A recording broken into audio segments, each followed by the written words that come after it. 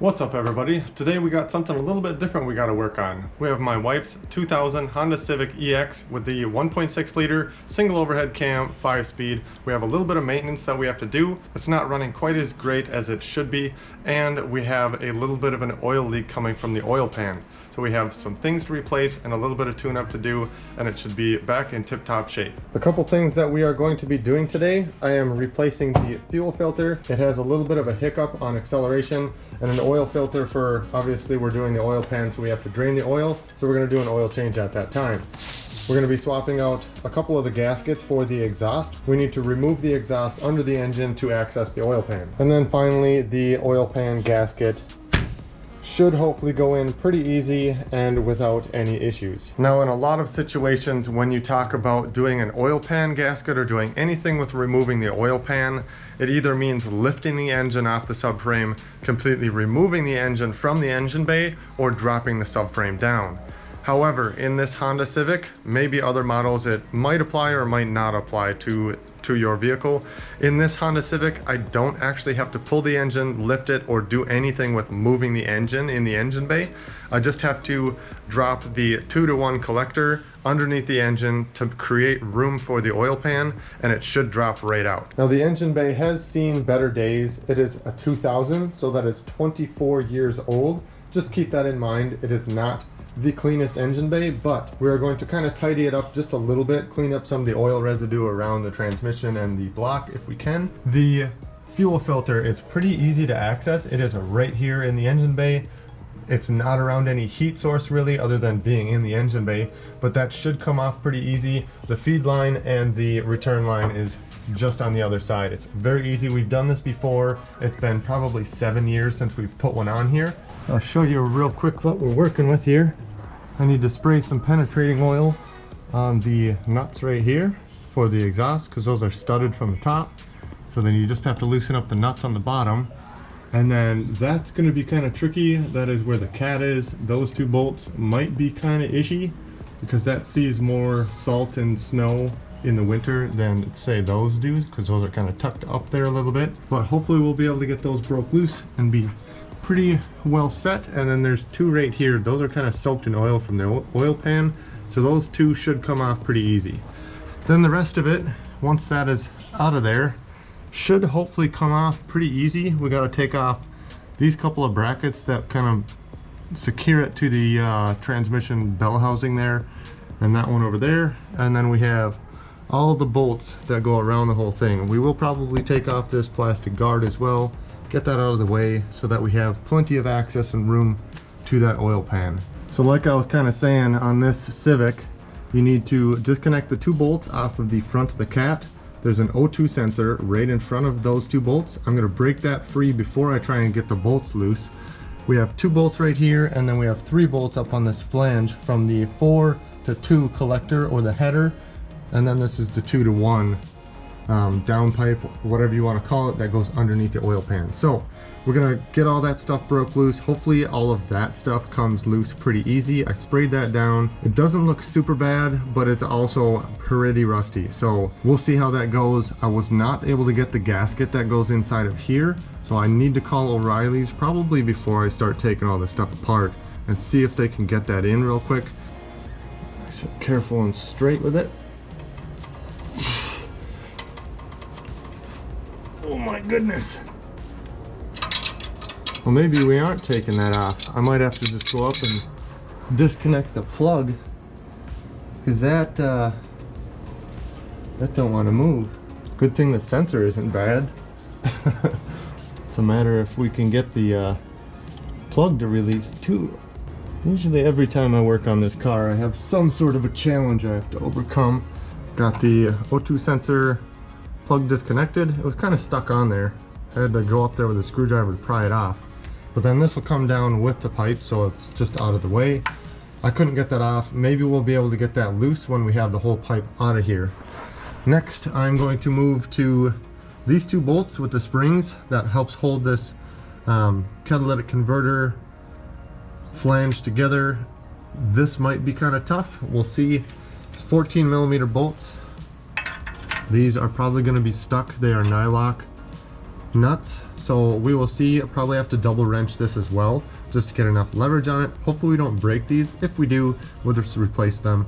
We'll get a socket on the front and the wrench on the back. The whole bolt should turn in here because I believe I used different bolts than what actually came with the Cat, just so I'd be able to get a spring in here, because it came without springs and you were just hard mounting that in, but then there's no flex pipe in the whole thing. So I put springs here so it can still flex and rotate around this like cupped flange. It didn't leak or anything. It's held up for a long time. We'll see if we can get these loose and keep this intact, because this system worked really well. Got everything loosened up. All the nuts and bolts are out of here. We'll see if we can get this wiggled down and out.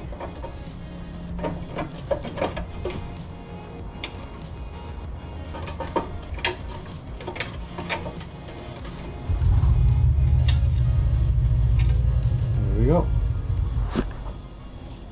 Sweet.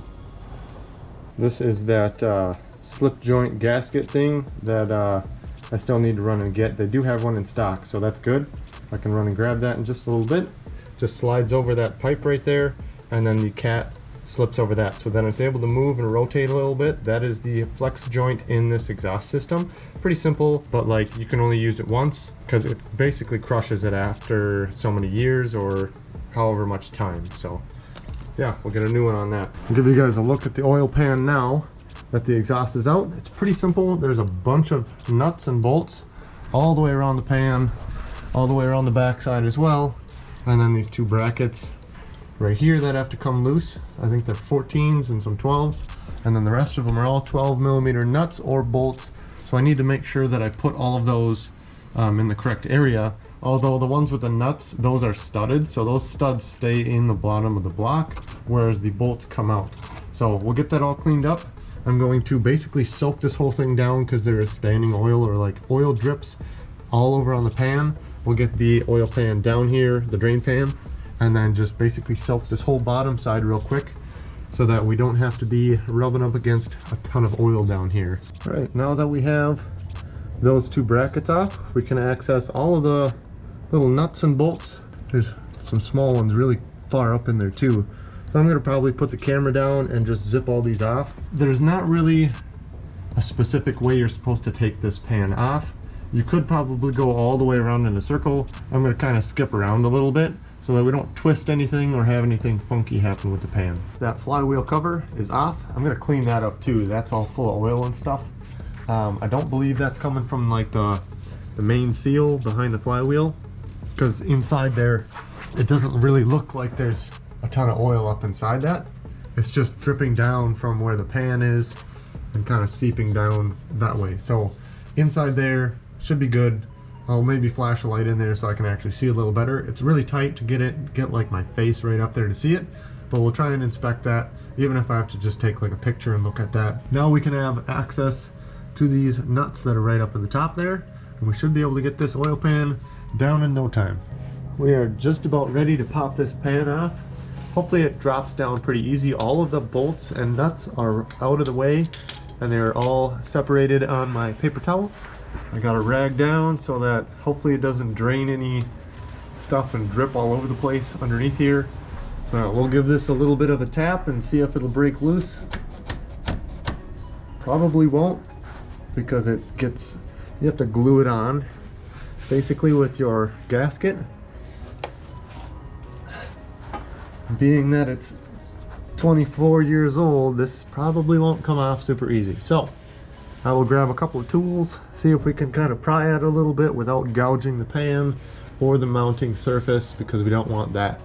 Pretty large bar here. I don't know if this is going to work, but it does look like it's moving it a little bit.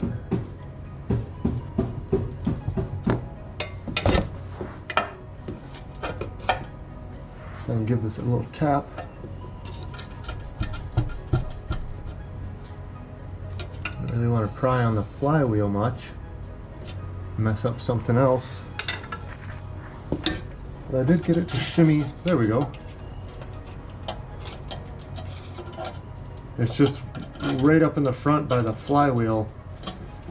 It requires the most glue because that's around where the main seal is. Just gotta shimmy that down.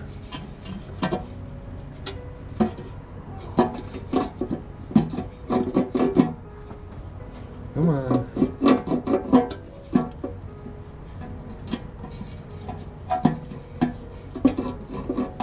Slowly work that glue out of there. There we go.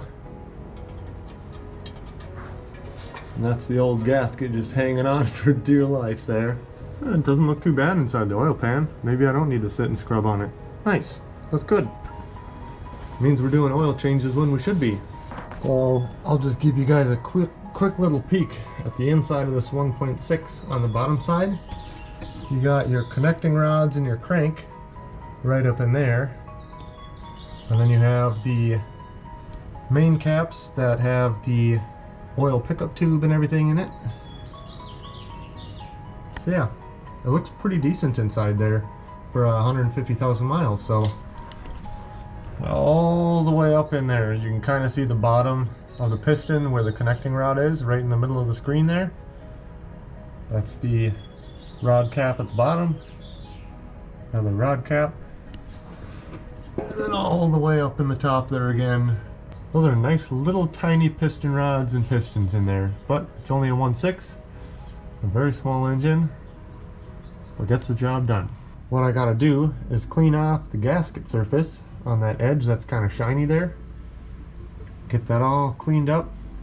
Some brake cleaner on a rag, and get any glue that's stuck up in there by the flywheel. I need to get all that out of there, which I'm not sure how I'm gonna do that. But I need to get that cleaned out because that needs fresh glue on there to seal that up.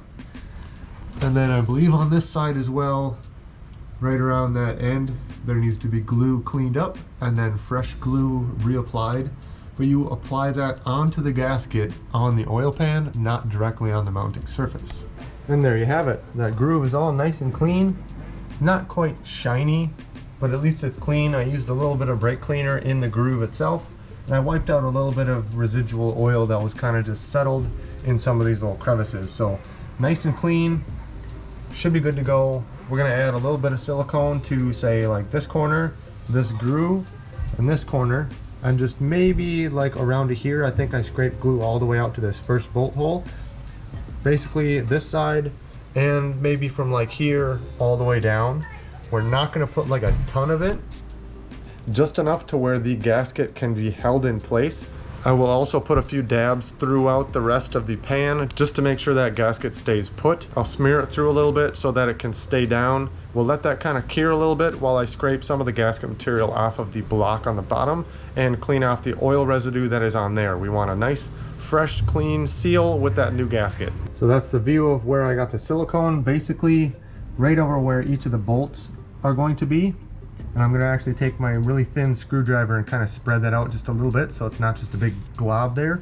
And then same here, I'm just going to lightly smear it because it doesn't need to be a ton sitting in that groove. It's just going to all press out and it's not going to do anything anyways. So just make sure it's a nice thin coat. Scrape out any of the excess because you don't need a ton.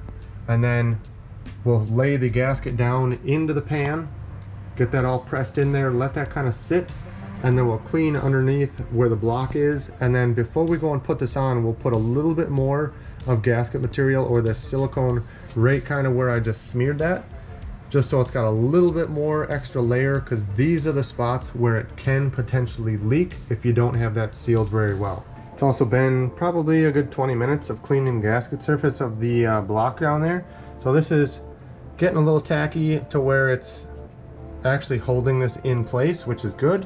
It is still kind of tight gasket from being wrapped up on that little board thing or whatever. So it's not wanting to stay in a couple of the corners because it was all twisted up. But that should be fine as long as it stays in the groove where we need it to. So we're gonna kind of coat this with some silicone right here and right here, especially because that is the farthest gap on bolt holes.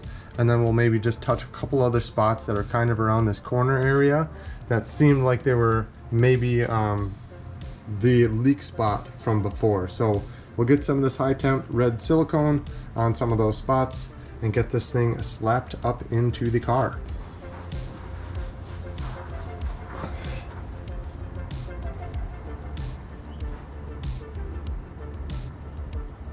Should just be able to go straight on here.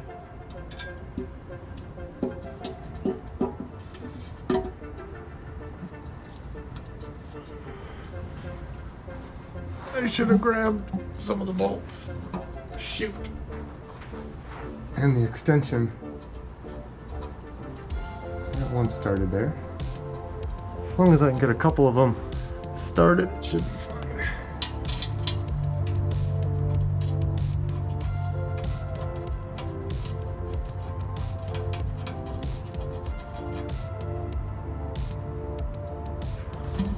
Whoa. Just make sure that I don't squish those gaskets funny. I'd hate to have to take this all apart again. So we need to torque this properly. Oil pan to engine bolts. It's probably kind of blurry for you guys, sorry. But 104 inch-pounds for the 1.6 liter single overhead cam. So this is just a book you can get at your local parts store or online. It's got all kinds of torque specs in here.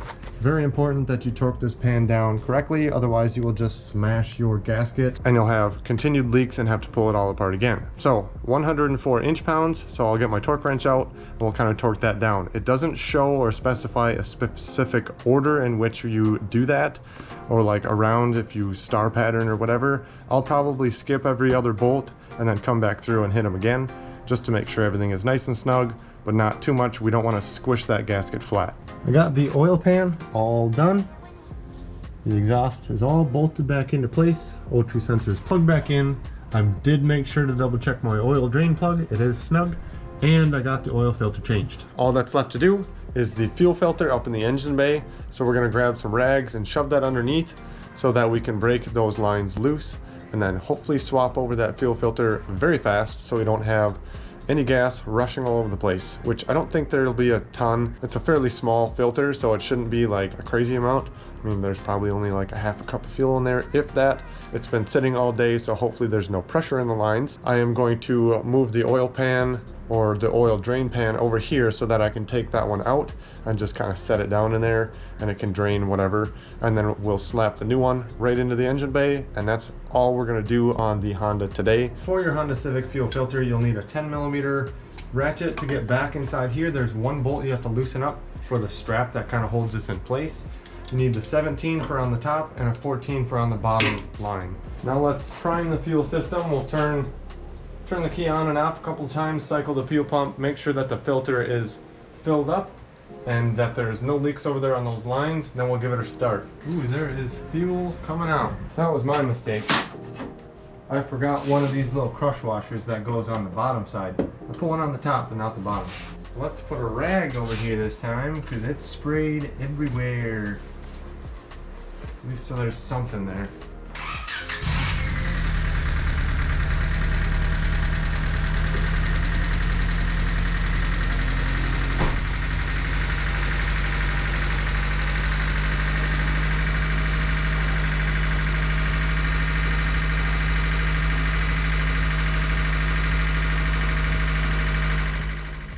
And there you have it. We got an oil pan gasket swapped out. We got new exhaust gaskets on the car, an oil change in it, and a fresh fuel filter. This car should be running way better than it was. No more hiccups when you're trying to accelerate. Not too bad for just a small portion of the day. With that being said, we are gonna end out today's video. Thanks for watching. If you like this kind of content, smash that like button, drop a comment down below. See you next time.